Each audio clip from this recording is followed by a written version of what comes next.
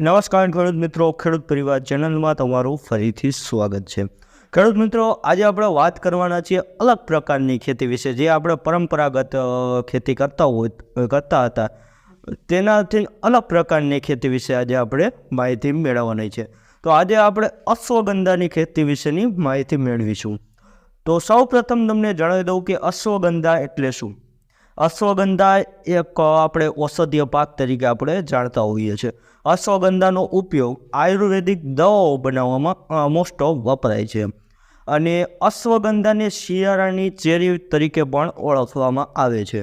અને અશ્વગંધાના પાંદમાંથી ઘોડાના પેશાબ જેવી વાસ આવે છે, તેના માટે તેને અશ્વગંધા કહેવામાં આવે છે। તો અશ્વગંધાની ખેતી વિશે આજે આપણે કયા મુદ્દાઓ વિશે આજે આપણે ચર્ચા કરવાના છીએ તે સૌપ્રથમ આપણે જાણી લઈએ। સૌપ્રથમ આપણે જાણીશું આબોહવા અને જમીન, ત્યાર પછી આપણે જાણીશું વાવણીનો સમય અને અંતર, ત્યાર પછી આપણે જાણીશું બિયારણનો દર શું રાખવો જોઈએ, ત્યાર પછી છે ખાતર, ત્યાર પછી આપણે જાણીશું નિંદામણ, ત્યાર પછી આપણે જાણીશું પિયત વિશે, ત્યાર પછી આપણે ચર્ચા કરીશું રોગ અને જીવાત વિશે, ત્યાર પછી આપણે વાત કરીશું કાપણી વિશે, ત્યાર પછી આપણે વાત કરીશું ઉત્પાદન કેટલું મળે છે, ત્યાર પછી આપણે વાત કરીશું કે ખેડૂતોના મનમાં ઘણા બધા પ્રશ્નો ઉદ્ભવતા હોઈએ છે, તો તે પ્રશ્ન વિશે પણ આપણે માહિતી મેળવીશું।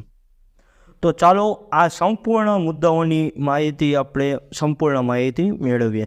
તો સૌપ્રથમ આપણે પહેલો મુદ્દાની વાત કરીએ આબોહવા અને જમીન વિશે। તો આ પાકને સૂકી આબોહવા વધુ માફક આવે છે, કોઈપણ પ્રકારની જમીનમાં આ પાક થઈ શકે છે। ત્યાર પછી આપણે વાત કરીએ વાવણીનો સમય અને અંતર વિશે। તો વાવણીનો સમય આપણે સપ્ટેમ્બર મહિનામાં જો કરવામાં આવે તો વધુ હિતાવહ છે, અને અંતરની વાત કરીએ તો 30 સેન્ટીમીટરને તમારે વાવેતર કરવાનું છે, અને સીધી હારમાં જો વાવેતર કરવામાં આવે તો વધુ ઉત્પાદન મળી શકે છે। તો ત્યાર પછી આપણે વાત કરીએ તો કે બિયારણનો દર આપણે શું રાખવો જોઈએ। તો બિયારણનો દર પ્રતિ હેક્ટરે 7 થી 10 કિલો બિયારણનો દર રાખવો જોઈએ। ત્યાર પછી આપણે વાત કરીએ તો કે ખાતર વિશે। તો જમીન તૈયાર થઈ જાય ત્યાર પછી જો પાયામાં 10 ટન જેટલું આશરે 5 થી 10 ટન જેટલું આશરે છાણિયું ખાતર આપવામાં આવે તો વધુ સારું। ત્યાર પછી આપણે વાત કરીએ તો નિંદામણ વિશેની। તો નિંદામણ જ્યારે આપણે પાક 20 થી 25 દિવસનો થઈ જાય છે ત્યારે નિંદામણ કરવું ફરજિયાત છે, જરૂરિયાત છે। ત્યાર પછી આપણે વાત કરીએ તો કે પિયતની। આમ તો જરૂરિયાત મુજબ પિયત આપવું જોઈએ અને 5 થી 6 પિયતમાં આ પાક થઈ જાય છે। ત્યાર પછી આપણે વાત કરીએ તો કે રોગ અને જીવાત વિશેની। તો અશ્વગંધાના પાકમાં જ્યારે આપણે નર્સરીમાં ધરુવાળિયું બનાવીએ છીએ ત્યારે તેમાં કોહવારો અને સુકારો જોવા મળે છે, અને ત્યાર પછી જો આપણે જીવાતની વાત કરીએ તો અશ્વગંધાના પાકમાં કોઈ પ્રકારની જીવાતો મોસ્ટ ઓફ જોવા મળતી નથી। ત્યાર પછી આપણે વાત કરીએ કાપણી વિશેની। જ્યારે અશ્વગંધાનો છોડ છે તે 135 થી 150 દિવસનો થઈ જાય છે છોડ, ત્યારે તે છોડ પાકી જાય છે, પાક તૈયાર થઈ ગયેલો હોય છે। તો હવે આ પાકને આપણે છોડને મૂળ સહિત તેને બહાર કાઢવામાં આવે છે, અને છોડને અને મૂળને અલગ કરવામાં આવે છે, અને આ મૂળની સુકવણી કરવામાં આવે છે। જે આ મૂળ છે તે જ છે અશ્વગંધા, અને જે સુકવણી થઈ જાય ત્યારબાદ આ જે અશ્વગંધા છે તે માર્કેટમાં વેચાણ માટે તૈયાર થઈ જાય છે। ત્યાર પછી આપણે વાત કરીએ તો કે ઉત્પાદન કેટલું મળશે।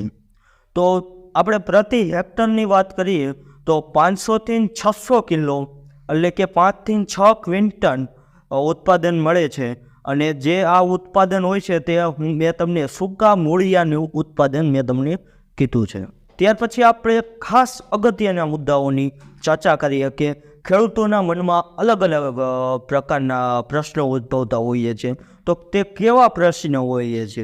તો સૌ પ્રથમ આપણે વાત કરીએ તો ખેડૂતનો પહેલો પ્રશ્ન હોય છે કે આ અશ્વગંધાનું બિયારણ ક્યાંથી મળશે। ત્યાર પછી બીજો પ્રશ્ન હોય છે કે તેનું વેચાણ અમારે ક્યાં કરવું। અને ત્રીજો પ્રશ્ન હોય છે કે અશ્વગંધાના ભાવ માર્કેટમાં શું મળે છે? તો બિયારણ ક્યાંથી મળશે? તો ગુજરાતમાં ઘણા બધા ખેડૂતોએ અશ્વગંધાનું વાવેતર કર્યું છે. જો તમારા ઓળખાણમાં હોય તો તેની પાસેથી પણ બિયારણ મળી જશે. અને નીમચ મંડી જે મધ્યપ્રદેશ એટલે કે એમપીમાં આવેલી છે, ત્યાં ઘણા બધા કૃષિ સેન્ટરો આવેલા છે, ત્યાંથી પણ તમને મળી જશે. અને આ કૃષિ સેન્ટરના મોબાઈલ નંબર તમને ગૂગલ પરથી પણ મળી જશે. અને આપણે બીજા પ્રશ્નની વાત કરીએ તો કે આ અશ્વગંધા છે તે ક્યાં વેચાય છે, તેનું માર્કેટ ક્યાં છે? તો આપણે વાત કરીએ તો કે મધ્યપ્રદેશ એમપીમાં નીમચ મંડી કરીને આવેલું છે, જે આપણા રાજકોટથી નીમચ જે છે અંદાજે 600 કિલોમીટર જેટલું દૂર પડે છે. અને ત્રીજા પ્રશ્નની આપણે વાત કરીએ તો અશ્વગંધાના ભાવ કેટલા હોય છે? તો અત્યારે જ્યારે અમે વિડીયો બનાવીએ છીએ ત્યારે નીમચ મંડીમાં આજનો ભાવ અશ્વગંધાનો અંદાજે 38,500થી ઓછામાં ઓછા 30,500 પ્રતિ ક્વિન્ટલ એટલે કે 5 મણના આ ભાવ છે. અને જો આપણે ડિવાઈડ કરીએ 30,000ને 5 વડે તો 6,000 રૂપિયા એક મણનો ભાવ થાય છે. તો આ પ્રકારે તમે હિસાબ લગાવી શકો છો કે તમને પ્રતિ હેક્ટરે કેટલું નફો મળી શકે એમ છે. તો બસ ખેડૂત મિત્રો, આજના વિડીયોમાં આટલું જ. આ અશ્વગંધાની ખેતી વિશે તમે જાણકારી જે મળી છે તે મને આશા છે કે તમને તે જાણકારી કામ લાગી હશે. અને હજી સુધી તમે અમારી ચેનલને સબસ્ક્રાઈબ ના કર્યું હોય તો ચેનલને સબસ્ક્રાઈબ કરી દો, વિડીયોને લાઇક કરી દો અને આ વિડીયો વધુ ખેડૂત મિત્ર સાથે શેર કરી દેજો, જેથી કરીને તેને પણ અલગ ખેતી એટલે કે અલગ પ્રકારની ખેતી વિશે તેને જાણવા મળી શકે. જય હિન્દ, જય જવાન, જય કિસાન.